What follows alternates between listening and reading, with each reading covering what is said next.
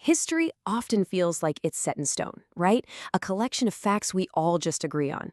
But what happens when someone comes along and tries to rip out one of its most famous pages? Well, today we're going to talk about a man who did exactly that. For centuries, the answer you learned in school was probably pretty simple. Christopher Columbus, 1492. But is that the whole story? Is that even the right question to be asking?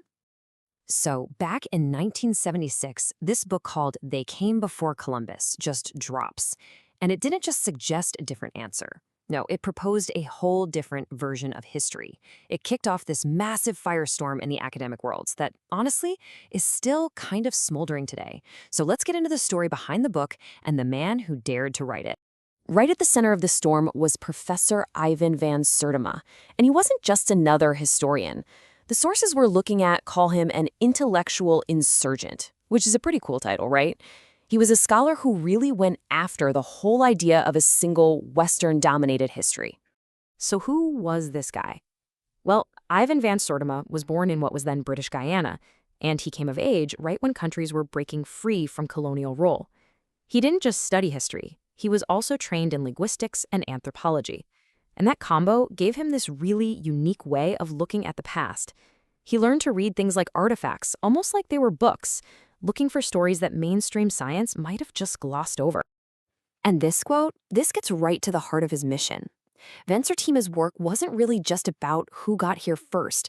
It was a full-on challenge to two huge assumptions. One, that Africa was basically cut off from the rest of the world, and two, that incredible long-distance sea travel was something only Europeans could pull off.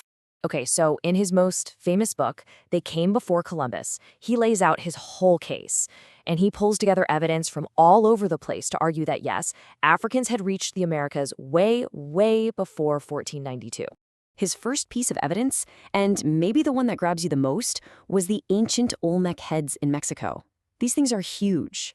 And Van Sertima argued that their features, the broad noses and full lips, were, as he put it, indisputably Negroid. It was a controversial term, but he used it to say that these were clearly statues of Africans, maybe even ancient Nubians. But his argument was so much more than just statues. He pointed to ocean currents, showing how the Atlantic has this natural conveyor belt that could carry a ship from West Africa right to the Caribbean. I mean, it makes the journey seem not just possible, but actually plausible. He also brought in evidence from botany, and he even used Columbus's own journals against him, pointing out where Columbus wrote about natives with spears tipped with a gold alloy called guanine, a name and a metal he traced right back to West Africa. Now, this is a super important point. Van Sertima was never arguing that Africans conquered or colonized the Americas. No. His whole idea was about contact, about an exchange of culture and ideas. He was painting a picture of a much more connected ancient world than we usually imagine. As you can probably guess, this did not sit well with everyone. The book's release set off this incredibly fierce, decades-long debate. Mainstream academia pushed back, and they pushed back hard. It was like an intellectual civil war. So let's break down where the fight was. When it came to the Olmec heads, critics said, no, those features are just stylized art of local people, not Africans. On the whole navigation thing, they'd say, okay, maybe a boat could drift across, but there's just no evidence of real, sustained contact back and forth. And for things like guanine, the counter-argument was that no confirmed African artifacts have ever been found in a controlled pre-Columbian dig site.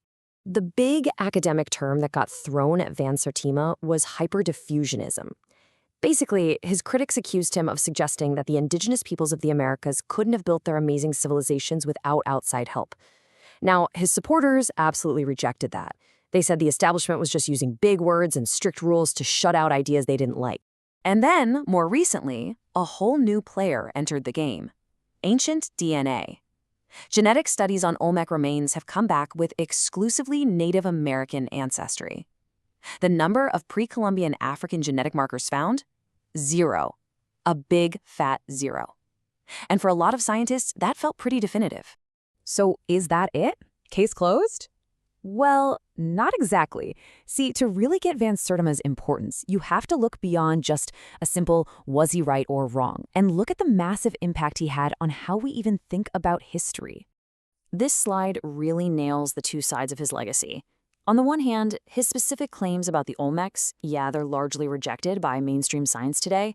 But on the other hand, his intellectual legacy is just huge.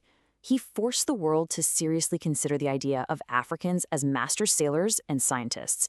He completely reframed what was thought to be possible in the ancient world. And you can see his impact in real, concrete ways. He helped change the way we talk, shifting the conversation from Columbus discovering America to it being an encounter. He founded a whole academic journal to give a voice to other scholars who were thinking outside the box. And he inspired tons of people to start asking questions that just weren't being asked before. And maybe this is the biggest takeaway. Whether you agree with his conclusions or not, Ivan Van Sertima fundamentally changed the kinds of questions historians were even allowed to ask. He kicked open a door that had been locked for a very, very long time.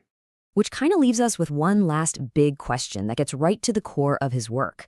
Why is it that a Viking sailor landing in North America around 1000 AD is accepted as a historical fact, but the possibility of an African sailor from that same time is so often dismissed as a fantasy? It's a question about evidence for sure, but it might also be a question about power and about who gets to write the first draft of history.